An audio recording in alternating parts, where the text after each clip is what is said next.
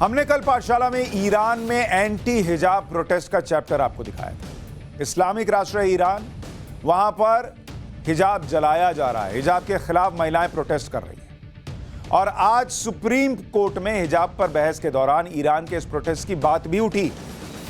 हमने बताया था कि कैसे ईरान जैसा देश 50 साल में आधुनिक और सेक्युलर देश से कट्टर देश बन गया था। भाई 1970 के पहले वहां लड़कियां कुछ भी पहन सकती थी, फिर इस्लामिक कानून आया, इस्लामिक राष्ट्र बना और उसके बाद हिजाब पहनने पर जोर दे दिया गया। एक जमाना था जब ईरान में लड़कियां स्कर्ट तक पहनकर स्कूल जाती थी, कॉलेज जाती थी। अब हिजाब ना पहने तो उन्हें पीट पीट कर मार दिया जाता है। लेकिन ईरान में हिजाब ना पहनने के लिए महिलाएं लड़ रही हैं। वहां पर हिजाब के विरोध में महिलाएं अपने बाल काट रही हैं, वहां पर हिजाब के विरोध में महिलाएं हिजाब जला रही हैं। और भारत में ऐसा कुछ हो रहा है कि स्कूलों की छात्राओं को आगे करके हिजाब को पहनना जरूरी बताया जा रहा है। ईरान में हिजाब ना पहनने के लिए सड़कों पर महिलाएं लड़ रही हैं। यहां भारत में हिजाब पहनने के लिए कानूनी लड़ाई चल रही है कोर्ट के अंदर। मामला सुप्रीम कोर्ट तक पहुंच गया है और वहां पर हिजाब के समर्थन में ऐसी दलीलें रखी जा रही हैं, ऐसी दलीलें कि सुनिएगा तो दिमाग भन्ना जाएगा।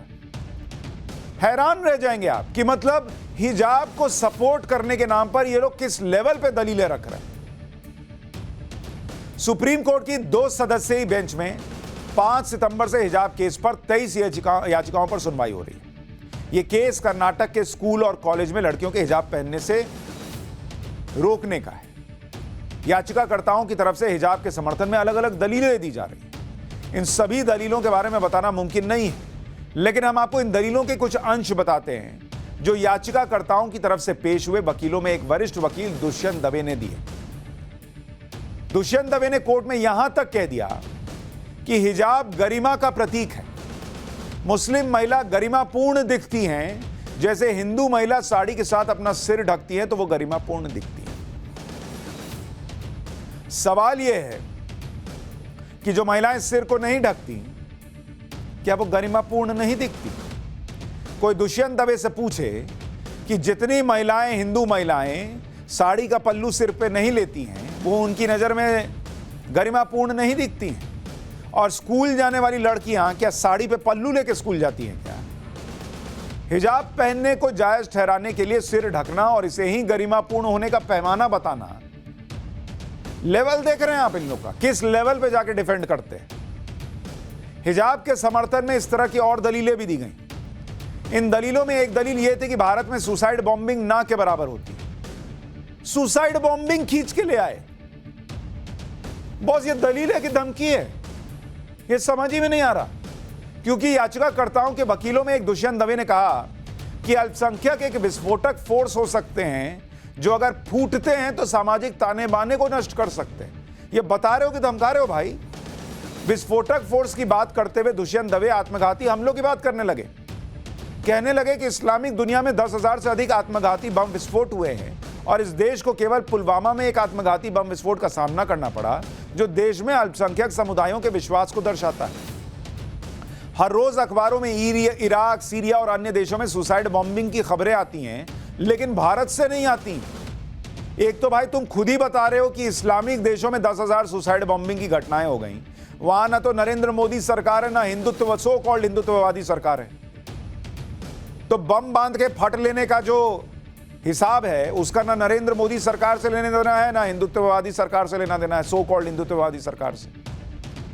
दूसरी बात, आप मुसलमानों को खुद खटकरे में खड़ा कर देते हो जब कहा जाता है कि आतंक का धर्म नहीं होता। आप कह रहे हो कि 10,000 बम बांध के फट गए इस्लामिक देशों में और बता रहे हो कि भाई यहां नहीं फटे, देखिए यहां कितनी बड़ी बात है। तो आप तो जो फट रहे हैं उनका धर्म बता रहे हो ना। आप खुद ही बता रहे हो कि भाई किस तरह से वो धर्म के नाम पर अगर चीजें उनके खिलाफ हो जाएं तो वो जाके फट सकते हैं। ये कौन सा लॉजिक है भाई? ये कौन सा तर्क? ये तो आप मुसलमानों को कटघरे में खड़ा कर रहे हैं। हिजाब के समर्थन में तर्क देने वाले वकील उस नैरेटिव को ले आए जिसमें अक्सर यह फैलाया जाता है कि मुसलमानों को टारगेट किया जा रहा है, और इस पूरे मामले को ऐसे पेश करने लगे जैसे भारत में मुसलमानों को हाशिए पर डाला जा रहा है। उन्होंने दलील दी कि पहले लव जिहाद का पूरा मुद्दा और अब मुस्लिम लड़कियों को शैक्षणिक संस्थानों में हिजाब पहनने से रोकना अल्पसंख्यक समुदाय को हाशिए पर डालने के लिए एक पैटर्न को दर्शाता है। सब चीज में ये लोग पैटर्न ढूंढ के ले आते हैं। और हिजाब पहनने वाली मुस्लिम लड़कियां किसी की भावनाओं को आहत नहीं कर सकती हैं और हिजाब उनकी पहचान है। अगर पैटर्न ही होगा, मुसलमानों के खिलाफ ही कुछ करना होगा, तो स्कूल में जाने से रोकेंगे? फिर तो पूरे कंट्री में हिजाब बैन होने की बात होगी। स्कूल के बाहर जिसको जो पहनना है उसमें कोई दिक्कत नहीं है, हिजाब पहन के लड़की स्कूल तक आए, उसके बाद स्कूल के अंदर ना पहने, फिर बाहर निकले फिर पहन ले, इसमें भी किसी को आपत्ति नहीं है, क्योंकि स्कूल का अपना ड्रेस कोड है, उसकी बात हो रही है। लेकिन बना दिया गया माहौल कि पूरे देश में मुसलमानों पर अत्याचार चल, अत्याचार से नीचे तो शब्द ही नहीं लाते ये लोग। और ये सिर्फ यूनिफॉर्म के बारे में नहीं है, अल्पसंख्यक समुदाय को हाशिए पर रखने का एक पैटर्न है, कह रहे हैं। ये तर्क देते हुए कि देश उदार परंपराओं और धार्मिक विश्वासों पर बना है, लेकिन आज जिस तरह का माहौल देखा जा रहा है वो उदार कहलाने से बहुत दूर है।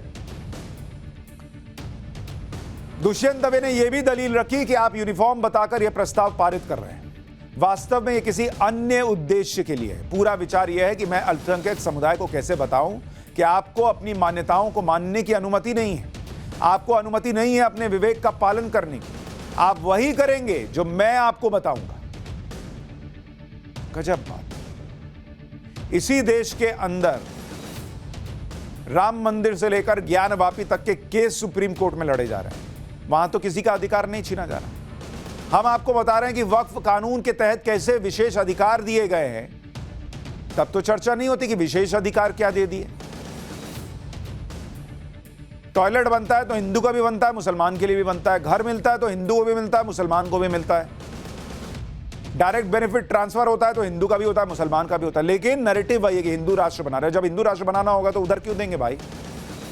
उसका घर बनाएंगे और फिर उसको हिंदू राष्ट्र से निकालने की बात होगी क्या? लेकिन जो लोग इस नैरेटिव में ढालने की कोशिश करते हैं उनका तो समझ में आता है। जो लोग ढल जाते हैं वो ये पलट के क्यों नहीं पूछते कि अगर ये मुसलमानों को दबाने की बात होती तो घर, शौचालय, तमाम दूसरी योजनाएं, बच्चों को स्कॉलरशिप, ये सब क्यों मिल रही होती मुसलमानों को? हिजाब के समर्थन में दलील देने वाले वकील इस मामले में लव जिहाद और अकबर की शादी तक पहुंच गए। दुष्यंत दवे ने कहा कि अब देश में लव जिहाद जैसे कानून बन रहे हैं, विविधता में एकता कैसे होगी? अगर किसी हिंदू को मुस्लिम से शादी करने के लिए मजिस्ट्रेट से इजाजत लेनी पड़े तो कैसी एकता है? और फिर मजिस्ट्रेट तय करने का वक्त लें और फ्रिंज एलिमेंट्स दखल देने आ जाए। आप प्यार को कैसे बेड़ियों में बांध सकते हैं? ये कैसा लोकतंत्र है? आगे बोलते हैं कि इतिहास बताता है कि अकबर की शादी भी राजपूत महिला से हुई थी और अकबर ने भगवान कृष्ण की पूजा की अनुमति दी थी। आज तो हमें ऐसा लगता है कि अगर कोई प्यार करता है और शादी करता है तो हमें उसे धर्म बदलने की साजिश की तरह देखते हैं। मैं नहीं जानता हम किधर जा रहे हैं। दुष्यंत दवे ने हिजाब के समर्थन में दलील देते हुए पीएम मोदी की पगड़ी का भी जिक्र कर दिया। बोले कि हर देश में मुस्लिम महिलाएं सदियों से हिजाब पहनती आ रही हैं, फिर चाहे वह धार्मिक विश्वास के आधार पर हो या पर्सनल चॉइस। जैसे सिख पगड़ी पहनते हैं। धार्मिक परंपराएं किसी धर्म के ढांचे तक सीमित नहीं है। हमारे पीएम भी हर साल स्वतंत्रता दिवस समारोह में अलग अलग इलाकों की खूबसूरत पगड़ियां पहनते हैं। इसी तरह मुस्लिम महिलाएं भी हिजाब पहनना चाहती हैं, चाहे चॉइस से या फिर धार्मिक विश्वास के चलते। कोई अदालत और अथॉरिटी इसे रोक नहीं सकती। अब कोई एक तो पहले इनसे ये बोले कि प्रधानमंत्री अलग अलग पगड़ी पहनते हैं, तो किसी ऐसे कार्यक्रम में नहीं पहन लेते ना जहां वो ड्रेस कोड ना हो। यूनाइटेड नेशंस में बोलने जाते हैं तो पगड़ी पहन के नहीं ना जाते हैं। किसी सारे देशों की समिट में जाते हैं तो पगड़ी पहन के नहीं ना जाते हैं। जहां सूट पहनना है वहां सूट पहनते हैं, जहां कुर्ता पजामा पहनना है वहां कुर्ता पजामा पहनते हैं। पहली बात यह भी है कि हिजाब इस्लाम का जरूरी हिस्सा है। यह बात अब तक साबित नहीं कर पाए लोग कोर्ट में। हिजाब को ये लोग इस्लामिक प्रैक्टिस बताते हैं और इसी के आधार पर इस्लाम का जरूरी हिस्सा कह देते हैं। लेकिन हिजाब के विरोध में तर्क यह है कि यह भले ही इस्लामिक प्रैक्टिस हो लेकिन धर्म का जरूरी हिस्सा नहीं। फिर भी ये लोग हिजाब के समर्थन में तर्क देने के लिए दूसरे धर्मों की बात करने लगते हैं। सिखों की पगड़ी, टीके, तिलक का उदाहरण लेकर आते हैं। बॉस, पहली बात तो सिखों में पगड़ी उनके धर्म का जरूरी हिस्सा है। इसे साबित नहीं करना, यह क्लियर है, किसी को डाउट नहीं है कि पगड़ी जो सिख पहनते हैं वो उनके धर्म के एसेंशियल पार्ट है। जो कृपाण रखते हैं उनका एसेंशियल पार्ट है। ये प्रधानमंत्री से जब वो मिलने गए थे उन्होंने पीएम को पगड़ी पहनाई थी। गुरुद्वारे के लोग हैं। इसी तरह से टीके और तिलक को आप यूनिफॉर्म से नहीं जोड़ सकते। यूनिफॉर्म ड्रेस होती है ना बॉस, जो सबके लिए बराबर होती है। कोई हिंदू लड़का तिलक लगा के आ रहा है तो कोई मुस्लिम लड़का जो है वो गले में ताबीज पहन के आ सकता है, उस पर तो कोई रोक नहीं है। वो यूनिफॉर्म थोड़ी है। कोई ये थोड़ी कहता है कि हमारे स्कूल में सिर्फ तिलक लगा के आना होता, कपड़े कुछ नहीं पहनने पड़ते, वही हमारा यूनिफॉर्म है। यूनिफॉर्म तो कपड़े हुए ना बॉस। लेकिन चूंकि जब आपको किसी चीज को जस्टिफाई करना है तो कुछ भी उठा के ले आना है, लॉजिक पे तो बात करनी नहीं है। हिजाब के विरोध में जो दलीलें दी गई उन्हें भी आपको सुनना चाहिए। आज कर्नाटक सरकार की तरफ से दलीलें शुरू हुई और सॉलिसिटर जनरल तुषार मेहता ने दलीलें रखी। उस पूरी दलील के कुछ अहम हिस्से आपको बताता हूं। उन्होंने कहा कि सिर्फ हिजाब को प्रतिबंधित करने वाले सर्कुलर का विरोध करना गलत होगा। अन्य समुदाय भगवा शॉल लेकर आए, वो भी प्रतिबंधित है। स्कूल में किसी विशेष धर्म की कोई पहचान नहीं है, आप केवल एक स्टूडेंट के रूप में वहां जा रहे हैं। गैर आवश्यक धार्मिक प्रथा संविधान द्वारा संरक्षित नहीं है। धार्मिक परंपरा पर अमल इतना आवश्यक होना चाहिए जैसे सिख कड़ा, केस, पगड़ी आदि पहनते हैं। आप दुनिया के किसी भी हिस्से में उनके बिना एक सिख के बारे में नहीं सोच सकते। याचिकाकर्ताओं द्वारा कोई दावा नहीं किया गया कि हिजाब पहनना अनादिकाल से एक प्रथा है। क्या यह इतना मजबूर है कि अगर इसे नहीं पहनना जाता है तो उन्हें धर्म से बाहर कर दिया जाएगा? उन्हें यह दिखाना होगा कि प्रथा आवश्यक धार्मिक हिस्से के लिए सभी परीक्षणों को पूरा करती है। तुषार मेहता ने आगे कहा, कर्नाटक सरकार का आदेश किसी एक जेंडर के लिए नहीं, सब पर लागू होता है। धार्मिक स्वतंत्रता का अधिकार बुनियादी अधिकार है, लेकिन इसके साथ कुछ तर्कपूर्ण रोक भी। कोई भी अधिकार पूर्ण नहीं होता। हाईकोर्ट ने एकदम सही फैसला किया है कि व्यक्ति के अधिकार के ऊपर संस्था के सामूहिक अधिकार को प्राथमिकता दी जाए। शैक्षणिक संस्थाओं को डेकोरम, अनुशासन, समानता बनाए रखने के लिए यूनिफॉर्म कोड तय करने का अधिकार है। और पूरा मामला स्कूल के यूनिफॉर्म से जुड़ा हुआ है। कोई नहीं कह रहा कि हिंदुस्तान में हिजाब बैन कर दो, कोई नहीं कह रहा, लेकिन उसको स्कूल के यूनिफॉर्म से हिजाब बैन करने जैसी बात बनाकर पेश कर दिया गया लोगों के साथ। और मुसलमानों को उकसाया जा रहा है कि तुम खतरे में, देखो अभी स्कूल में क्या, आप देश में कर दें। अरे सॉलिसिटर जनरल तुषार मेहता ने अपनी दलीलों को साबित करने के लिए कोर्ट में कुछ उदाहरण भी रखे। उसमें से कुछ आपको बताता हूं। उन्होंने कहा कि मान लीजिए मैं सड़क पर बिना कपड़ों के डांस करने लगता हूं क्योंकि ये मेरे धर्म से जुड़ा एक रिवाज है, तो कोई कहेगा कि ये तो पब्लिक ऑर्डर के खिलाफ और नैतिकता के खिलाफ है, मुझे तो प्रशासन रोक देगा। अब बताइए कौन ये तय करेगा कि मैं बिना कपड़ों के सड़क पर डांस कर सकता हूं या नहीं कर सकता हूं? इस पर जस्टिस गुप्ता ने कहा कि हमें नहीं लगता कि यह सही उदाहरण। इस पर एसजी तुषार मेहता ने कहा कि ठीक है कि अगर कोई कहता है कि मुझे कोविड के दौरान रथ यात्रा निकालनी है और मैं ये कहूं कि मेरे धर्म का जरूरी हिस्सा है, तब। तुषार मेहता ने एक मुस्लिम महिला पायलट का उदाहरण देते हुए कहा कि एक मिसाल है कि एक मुस्लिम महिला इंटरनेशनल फ्लाइट पायलट है, लेकिन घर से एयरपोर्ट तक उसे ड्राइव करने की इजाजत नहीं है। उसका पति उसे गाड़ी में छोड़ कर आता है। कभी कभी हमारे पवित्र ग्रंथों में लिखा कुछ होता है और हम उसकी व्याख्या कुछ अपने ढंग से करते हैं। सुप्रीम कोर्ट में सुनवाई के दौरान ईरान में हिजाब के खिलाफ हो रहे प्रदर्शन का भी जिक्र हुआ। सॉलिसिटर जनरल तुषार मेहता ने कहा कि हिजाब अनिवार्य प्रथा नहीं है। यहां तक कि जिन देशों में इस्लाम राजकीय धर्म है वहां भी महिलाएं हिजाब के खिलाफ बगावत कर रही हैं। इस पर सुप्रीम कोर्ट ने पूछा ऐसा कहां हो रहा है, और तुषार मेहता ने कहा कि ऐसा ईरान में हो रहा है, जो हम आपको कल दिखा रहे हैं। सुप्रीम कोर्ट में सुनवाई के दौरान पीएफआई का भी नाम आया।